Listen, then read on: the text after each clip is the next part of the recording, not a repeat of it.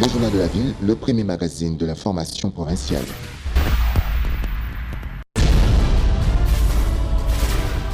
Tout de suite, le journal.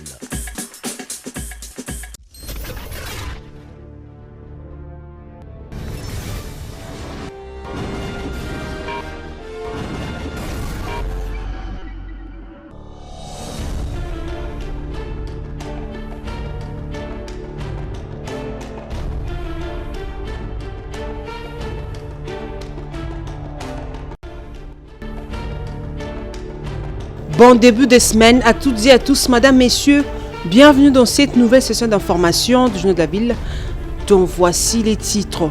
Lancement officiel ce lundi 3 mars dans la salle du centre financier de Kinshasa de la campagne de la lutte contre la corruption par la première ministre Judith Suminwa. L'inspecteur général des finances Jules Alenguete a à cette occasion exhorté les jeunes venus de plusieurs coins de la capitale sur les dangers de la corruption, mais aussi sur l'importance d'un patriotisme sincère dans la construction d'un État fort. Reprise ce lundi 3 mars 2025 du procès sur le projet du parc agro-industriel de Boukangalonzo. Après les excuses des avocats des prévenus, finalement, le procès a été renvoyé au 14 avril prochain.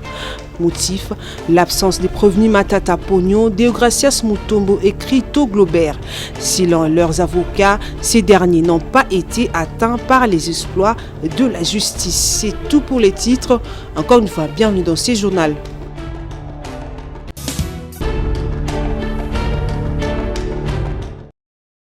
Guerre dans l'Est de la République démocratique du Congo. Réveiller la conscience des Congolais afin de défendre comme un seul homme leur chère patrie, la RDC. Tel est l'objectif poursuivi de la nouvelle campagne d'éveil patriotique lancée par le gouvernement congolais à travers la première ministre Judith Suminwa le week-end dernier. Dans son allocution, la chef du gouvernement a expliqué aux Congolais le modus operandi du Rwanda déterminé à porter atteinte à l'unité nationale.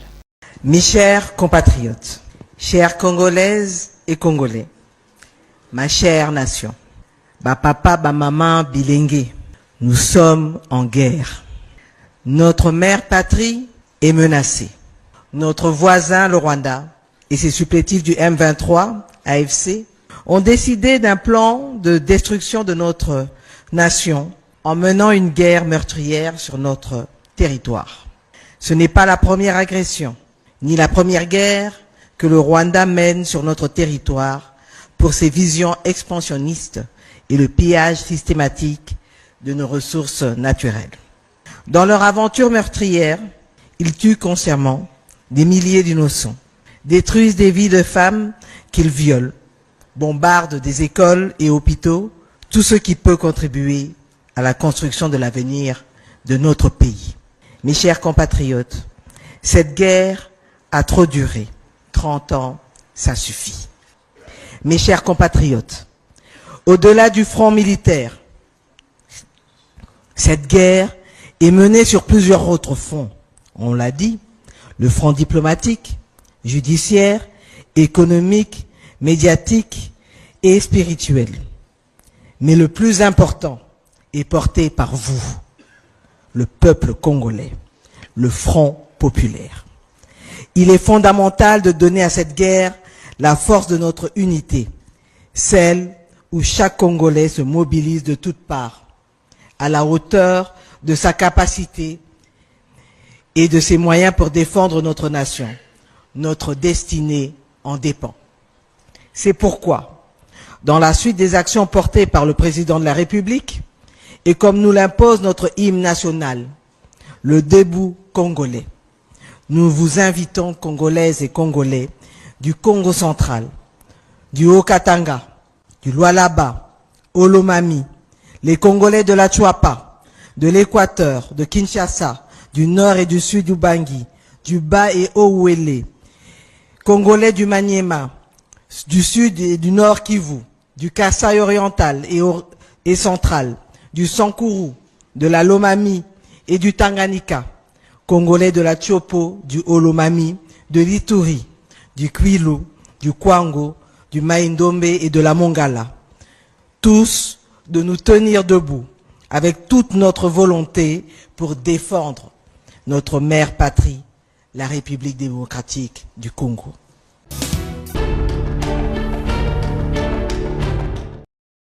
Situation sécuritaire dans l'est de la République démocratique du Congo, le mouvement de réveil de la jeunesse congolaise MRJCO que dirige Maître John Bayantita insiste sur l'augmentation des salaires des militaires et exhorte le chef de l'État Félix-Antoine Tshisekedi à s'occuper personnellement du sort des militaires qui se trouvent au front pour la défense de l'intégrité territoriale. Le mouvement de réveil de la jeunesse congolaise, MRJCO, parti politique membre de l'Union sacrée pour la nation, saluant la victoire diplomatique qui a mis à nu le sanguinaire de Kigali, le MRJCO insiste sur le triplement des salaires de nos forces de défense et de sécurité pour permettre la montée en puissance de ces derniers et exhorte le chef de l'État de s'occuper personnellement du sort des militaires qui sont au front et introduire la politique d'encouragement des militaires en récompensant chaque exploit opéré au front et punir publiquement les traîtres par la peine de mort. Le président national du MRJCO revient sur le bilan présenté par la première ministre Judith Suminwa au Conseil des droits de l'homme à Genève en Suisse et lance l'appel pour des sanctions contre le Rwanda, principal agresseur de la République démocratique du Congo et ses supplétifs du M23 AFC. La mort de plus de 7000 compatriotes, dont plus de 2500 corps enterrés sans être identifiés, et plus de 1500 corps traînent dans les rues de Goma. La destruction de plus de 90 sites d'accueil de déplacés internes, les attaques contre les hôpitaux et entrepôts humanitaires et plus de 2,8 millions de déplacés internes. Le MRJCO appelle toutes les organisations régionales et internationales à prendre des sanctions contre le Rwanda pour son agression contre un pays souverain. Et sur le plan politique, concernant la formation d'un gouvernement d'union nationale, nous exhortons le chef de l'État de s'appuyer sur les services de sécurité pour l'identification des acteurs ou animateurs de ce futur gouvernement de crise, sans tenir compte de la majorité parlementaire. Car 95% de la classe politique congolaise est caractérisée par la lutte pour les intérêts égoïstes. Nous exhortons aussi les chefs de l'État de nommer également des militaires à certains postes de souveraineté comme à la défense nationale et à l'intérieur comme le pays est en guerre. Le mouvement de réveil de la jeunesse congolaise, derrière le chef de l'État Félix-Antoine Tshisekedi pour la mobilisation et soutien au FARDC et au Wazalendo pour la défense de l'intégrité territoriale.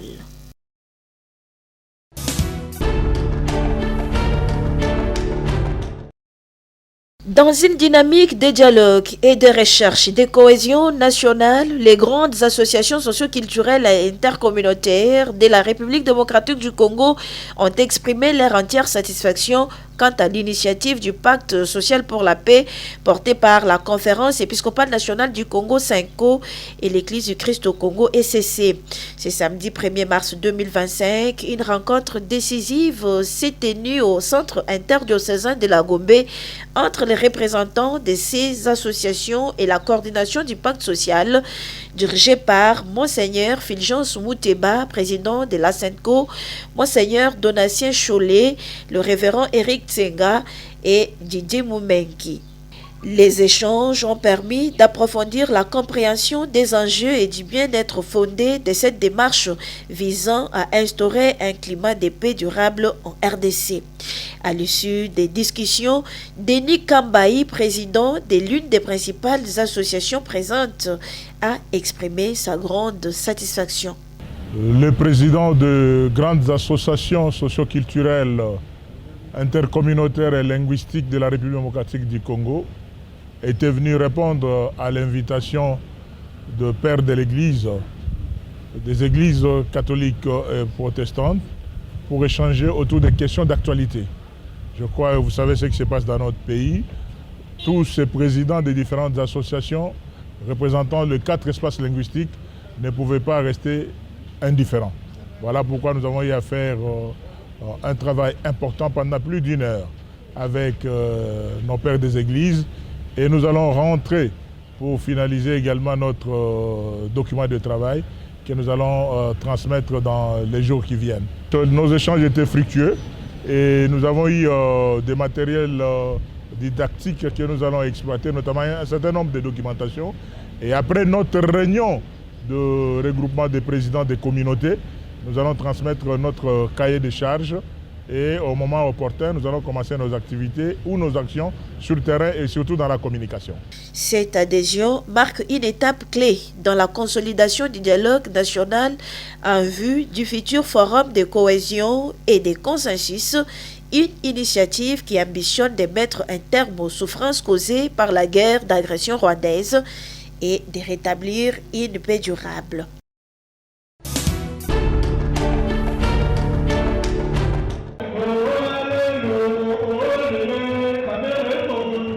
Diaté Zouampongi, David Steve à la tête du nouveau comité Caucus Kinshasa, Union pour la nation congolaise, INC Tchangou, suivi des 2 adjoints.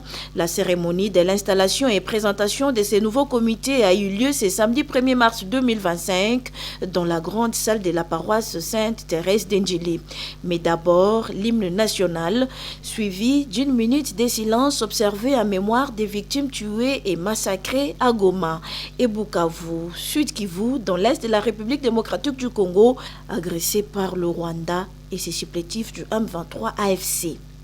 Place au mot d'ouverture du coordonnateur, puis la lecture du procès verbal nommant les membres du comité. Et juste après est venu le moment tant attendu, celui de l'installation des membres du comité ainsi que leur présentation par la coordonnatrice du caucus INC Kinshasa, Nana Lundamba, au nom du président national du parti, l'honorable professeur Dr Vital Kamere, président de l'Assemblée nationale. Nous tenons ces symboles pour vous permettre, pour vous donner le plein pouvoir d'œuvrer dans le district de la Tchangou comme coordonnateur du caucus de la ville-province de Kinshasa. Vos acclamations, s'il vous plaît. Les symboles du parti, écharpe et drapeau pour porter haut l'étendard l'UNC dans le district de la Tchangou étaient remis au comité. Une adhésion massive des nouveaux membres au caucus INC Tchangou enregistrée lors de cette cérémonie et les nouveaux adhérents ont reçu chacun sa carte des membres. Diaté Zouampongi, David Steve, coordonnateur du caucus Kinshasa UNC Tchangou et toute son équipe s'activent pour la mobilisation. Mon cheval de bataille, c'est de faire du caucus Tchangou INC comme étant les porte-étendards du caucus de la ville-province de Kinshasa. Et pourquoi ne pas les hisser au sommet de l'UNC à travers les districts de Tchangou. L'UNC, c'est un parti d'avenir. Caucus Kinshasa UNC Tchangou matérialiser la vision de la coordination provinciale et du secrétariat interfédéral, son cheval de bataille. Sera de la terre du Congo.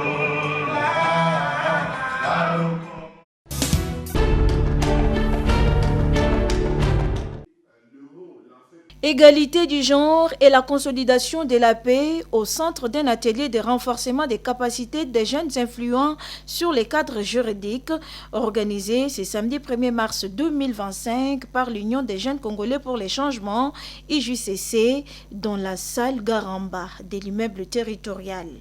Une tendance qui s'inscrit dans le cadre de la prise de conscience croissante des besoins de mettre l'accent sur l'épanouissement de la jeunesse tout en respectant ses droits et en intégrant sa capacité d'action. Après échanges et débats dans la salle, les influents responsables des structures de jeunes, les leaders des jeunes et toutes les structures étatiques et privées des jeunes se sont vus outiller des informations clés sur le cadre juridique pouvant leur permettre de prendre des décisions éclairées, de participer au dialogue et de défendre leurs droits. Totoro Mukenge, coordonnateur national de l'Union des jeunes congolais pour les changements. Notre pays est dans une situation spéciale où il faut réellement mobiliser la jeunesse pour qu'elle puisse jouer son rôle par rapport à la défense de notre pays, mais aussi par rapport à la représentation des jeunes dans toutes les assises de prise de décision. Et c'était dans ce cadre que nous nous sommes réunis, tous les leaders des jeunes, dans toute leur diversité, pour que réellement tous les jeunes soient équipés et qu'ils puissent réellement sur terrain entrer en action. Et comme vous l'avez remarqué, n'étaient présents que des responsables des structures des jeunes et des leaders des jeunes, ainsi que toutes les structures étatiques, mais aussi privées de la jeunesse. Donc l'objectif, c'était d'abord d'avoir les leaders qui, derrière eux, ont des organisations qu'ils gèrent. Et comme vous le savez, UJCC est dans toutes les provinces. Ce qui s'est fait ici, c'est fait directement aussi dans toutes les provinces, puisque nous sommes en train d'exécuter un projet, le projet de Tufaulu Pamoja, qui est dans toutes les provinces. Mais ce que nous insistons, c'était le fait que dans le contexte dans lequel nous sommes, la jeunesse doit jouer son rôle et par conséquent, il faudrait que eux, les jeunes ici, à Kinshasa, mais aussi à l'est de la République, mais aussi dans toute la République, que chacun soit au courant de ce qui s'est fait et que les jeunes puissent s'engager pour réellement la défense de notre pays. C'est dans le cadre du projet Tufaulu Pamoja, phase 2, Réussissons ensemble du CAFOD, appuyé par l'ambassade de Suède, que cet atelier de renforcement des capacités des jeunes influents sur l'arsenal juridique est rendu possible par l'IJCC.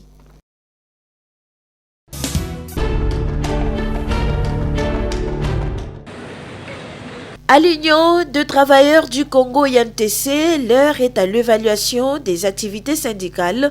Ce samedi 1er mars 2025, les membres des comités de base et les délégués syndicaux étaient autour du secrétaire général de l'INTC, Antoine Simba Lupangu, pour cet exercice d'évaluation.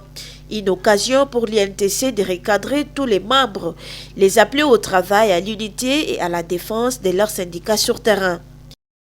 Nous avons déjà eu à avoir plusieurs formations avec les mêmes délégués, les mêmes militants et les mêmes comités de base. Mais nous leur avons parlé des activités de l'INTC, c'est-à-dire que est-ce que les activités évoluent bien, est-ce qu'elles n'évoluent pas bien, qu'est-ce qu'il faut faire, qu'est-ce qu'il ne faut pas faire, et nous nous sommes prodigués des conseils mutuels. Nous avons recadré nos membres, nos militants, parce que nous avons constaté qu'actuellement, il y a 800 syndicats, si pas 850. Et c'est presque la tour de Babel. Lorsque vous allez négocier devant l'employeur à 800, il y en a qui vont pour autre chose. Et donc nous avons regardé ce que doit être les syndicats réellement, l'ABC du syndicat. L'Union des travailleurs du Congo, premier syndicat et un syndicat des masses, s'est dit prête pour les élections syndicales à venir. Par rapport aux élections à venir, il n'appartient pas aux syndicats d'organiser les élections. Les syndicats participent aux élections, mais il appartient à l'employeur d'organiser les élections.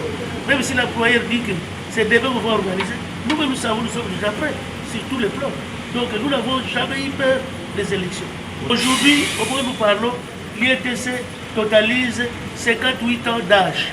D'ailleurs, l'exemple est là. Donc 58 ans d'âge, et donc nous ne sommes pas des enfants. Nous ne sommes pas de la dernière plouée. Donc nous sommes déjà arrivés très loin sur le plan de l'expérience, mais nous sommes combattus par tout le monde, ce qui est tout à fait normal, parce qu'il n'y a que celui qui a travaillé qui a le message. Celui qui n'a jamais travaillé, il va avoir le message comment. L'Union nationale de travailleurs du Congo, INTC, est sur l'étendue du territoire national et est réellement syndicat des travailleurs.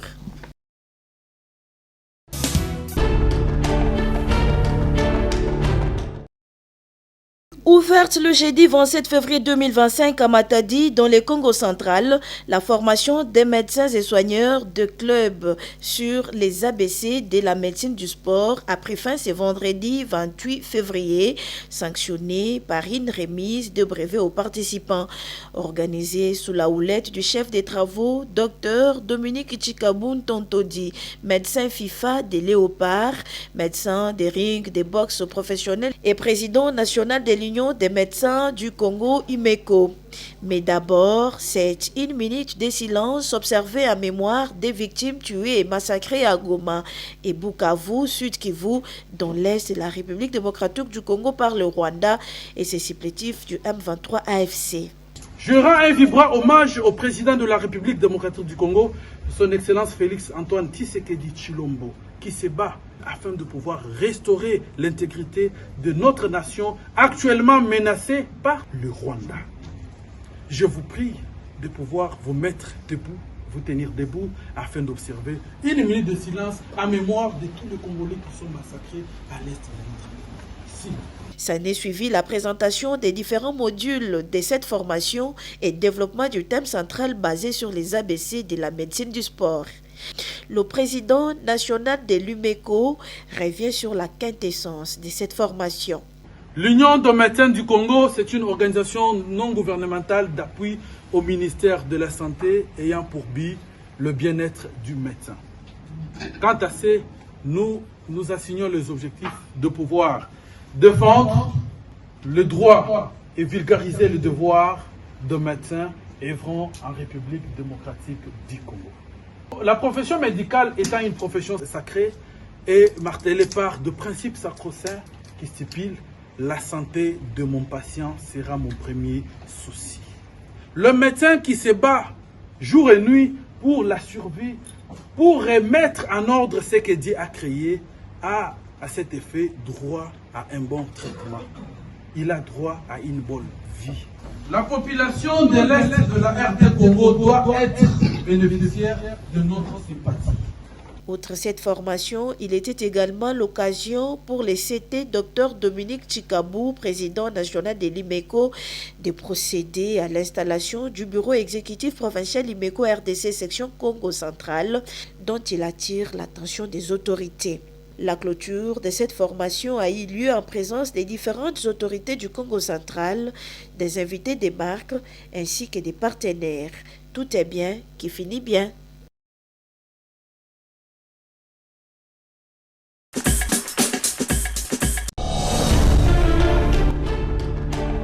Fin de cette session d'information. Madame, Messieurs, merci de nous avoir suivis.